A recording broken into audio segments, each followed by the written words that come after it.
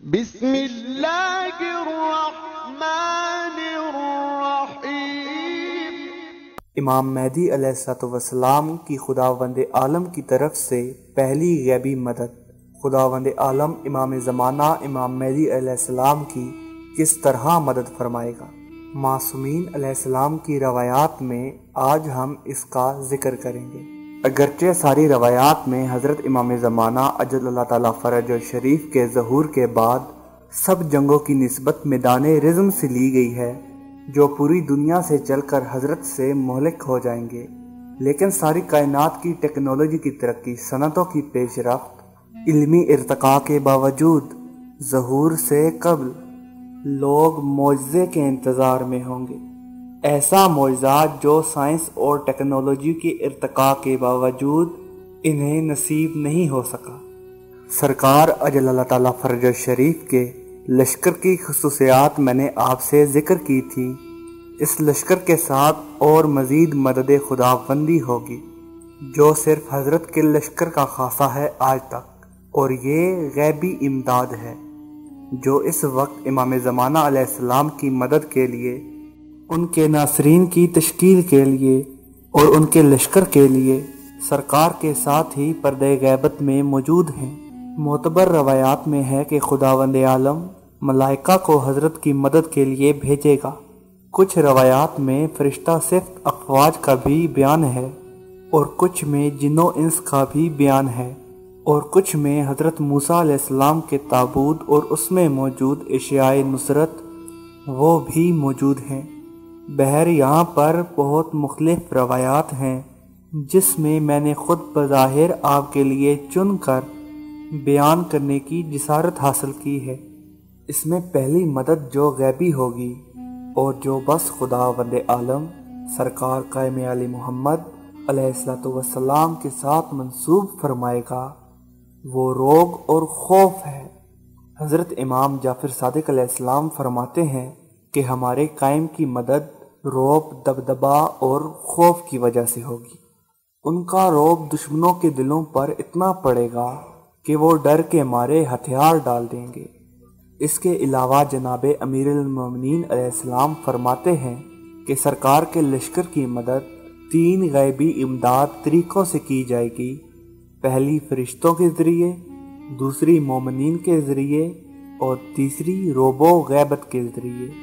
سرکار امیر المومنین علیہ السلام سے مزید روایت ہے، امام علی علیہ السلام اس طرح سے بیان کرتے ہیں کہ جب سرکار کا لشکر چلے گا تو ان کے پرچم کے آگے آگے 1 ماہ کے فاصلے سے، نیز پشت سے بھی 1 ماہ کے فاصلے سے خوف ظاہر ہوگا۔ اس طرح دائیں اور بائیں بھی۔ اس روایت سے اگر استفادہ کرتے ہیں تو صاف معلوم ہوتا ہے کہ سرکار جس جگہ کا ارادہ کریں گے تو دشمن پہلے سے ہی خوف و دہشت میں مبتلا ہو جائیں گے، اور حضرت کے سپاہیوں کے روبرو ہونے سے اپنی صلاحیت کھو بیٹھے گا۔ جب حضرت کے لشکر والے کہیں پڑاؤ ڈالیں گے تو کسی میں بھی یورش کرنے کی کوئی گنجائش باقی نہ رہے گی، اس لیے کہ دشمن حضرت کے لشکر سے خوف زدہ ہو جائے گا۔ امیر المومنین علیہ السلام فرماتے ہیں کہ خداوند عالم حضرت امام زمانہ علیہ السلام کی مدد فرشتوں اور جنات سے کرے گا۔ نیز تیسری روایت میں مخلص شیعوں کا بھی ذکر ہے۔ ابان بن تغلط کہتے ہیں کہ امام جعفر صادق علیہ السلام نے فرمایا، گویا میں حضرت قائم اجل اللہ تعالیٰ فرج الشریف کو نجف کی پشت میں دیکھ رہا ہوں۔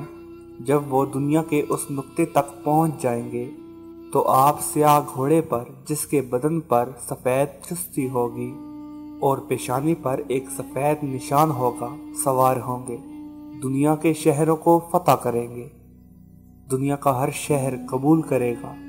نیز حضرت امام زمانہ علیہ السلام انہی شہروں میں ان کے درمیان ہوں گے جبکہ وہ رسول خدا صلی اللہ علیہ وآلہ وسلم کا پرچم لہرا رہے ہوں گے۔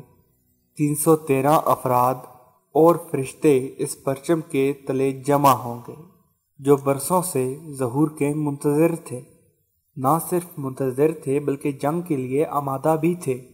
یہ وہی فرشتے ہیں جو حضرت نوح علیہ السلام کے ساتھ کشتی میں، اور جناب ابراہیم علیہ السلام کے ساتھ آگ میں، اور جناب عیسیٰ علیہ السلام کے ہمراہ آسمان کی جانب پرواز کر رہے تھے۔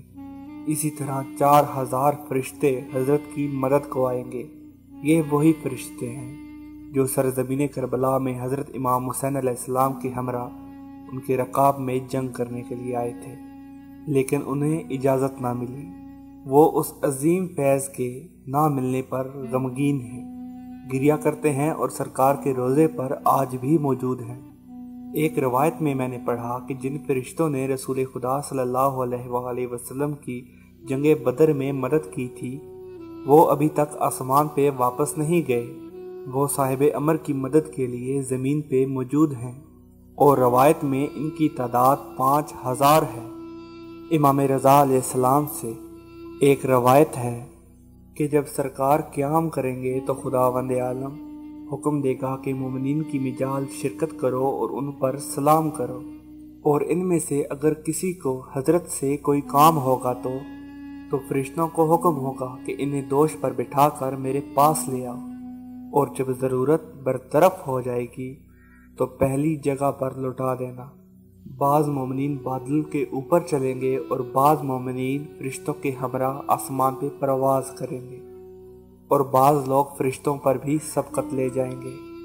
بعض لوگوں کو فرشتے قاضی بنائیں گے، اس لیے کہ مومن کی خداوند عالم کے نزدیک فرشتے سے بھی زیادہ اہمیت و قیمت ہے، اتنی اہمیت کہ بعض کو 100,000 فرشتوں پر قاضی مقرر کر دیا جائے گا۔